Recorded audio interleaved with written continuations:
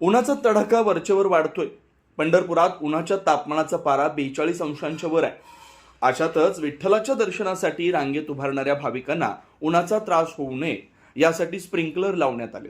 दर्शन रांगेतील भाविकांना लिंबू सरबत मंदिर समितीच्या माध्यमातून देण्यात येत आहे।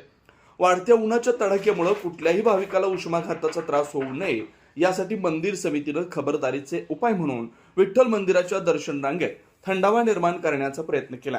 यासाठीच स्प्रिंकलरचा पर्याय सध्या भाविकांना आरामदायी ठरताना दिसतोय।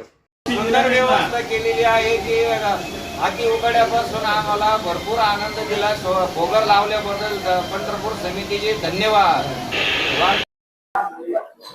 अधिक मासानिमित्त या पंढरी नगरीमध्ये अनेक भाविक दाखल झालेले आहेत आणि आपण पाहतोय की या रविवारी अधिक मास सुरू झाल्यापासून प्रचंड अशी गर्दी या दर्शन रांगेत आणि पूर्ण पंढरपूरमध्ये झालेली आहे।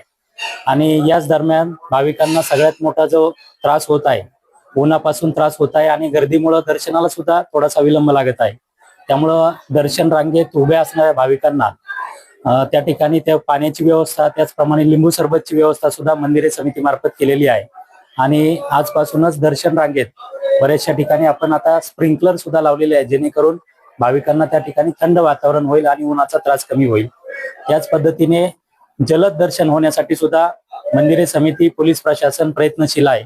आणि निश्चितच आता या ठिकाणी VIP दर्शन याच्यावरती निर्बंध आणून दर्शनातील रांगेतील भाविकांचं जास्तीत जास्त दर्शन होईल यासाठी मंदिरे समिती आता प्रयत्न करत आहे। त्याचप्रमाणे आता जी येणारी पुढच्या आठवड्यात 27 तारखेला एकादशी आहे, अधिक महिन्यातील एकादशी असल्यामुळे प्रचंड संख्येने भाविक या ठिकाणी येणार आहेत। त्यामुळं 26 तारीख, 27 तारीख आणि 28 तारीख या तीनही दिवशी भाविकांना जेवणाची, मग ती उपवासाची खिचडी असेल, दाल खिचडी असेल, पुरी भाजी, या सर्वच जेवणाची सुद्धा व्यवस्था मंदिरे समितीमार्फत केली जाणार आहे। दर्शनासाठी येणाऱ्या भाविकांसाठी मंदिरे समिती प्रशासनातर्फे तसेच जिल्हा प्रशासनातर्फे आवाहन करण्यात येत आहे की जे मंदिरे समिती मार्फत सुरू असलेलं टोकन दर्शन असेल, त्याचप्रमाणे ई-व्हेकल असतील, हे पूर्णपणे मोफत आहे। त्यामुळे भाविकांनी कुठल्याही प्रकारच्या आमिषाला बळी न पडता या पूर्णपणे मोफत टोकन दर्शनाचा, त्याचप्रमाणे जे अंध अपंग आहे, चालण्याला त्रास होत आहे, अशा भाविकांसाठी ई-व्हेकलची सुविधा मंदिरे समितीने केलेली आहे। त्याचा सुद्धा लाभ घ्यावा, परंतु आपली कुठल्याही प्रकारची फसवणूक होणार नाही। दर्शन सुद्धा पूर्णपणे निशुल्क आहे। त्यामुळे दर्शनासाठी कुठल्याही प्रकारच्या प्रलोभनाला बळी न पडता आपण या सुविधांचा लाभ घ्यावा। त्याचप्रमाणे कुठल्याही प्रकारची अडचण असेल तर मंदिर प्रशासन आहे, पोलीस प्रशासन आहे। त्याचप्रमाणे आपण भाविकांसाठी उष्माघातापासून बचाव होण्यासाठी वैद्यकीय कक्ष सुद्धा स्थापन केलेले आहेत।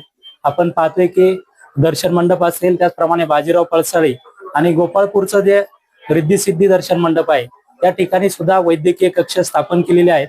त्यामुळं भाविकांनी तातडीने त्या ठिकाणी मदत घ्यावी आणि त्या अधिक मासात दर्शन आल्यानंतर पंढरपूरमध्ये पांडुरंगाचं आणि रुक्मिणी मातेचं एक भक्तिमय वातावरणात दर्शन घ्यावं, अशा पद्धतीचं आवाहन करण्यात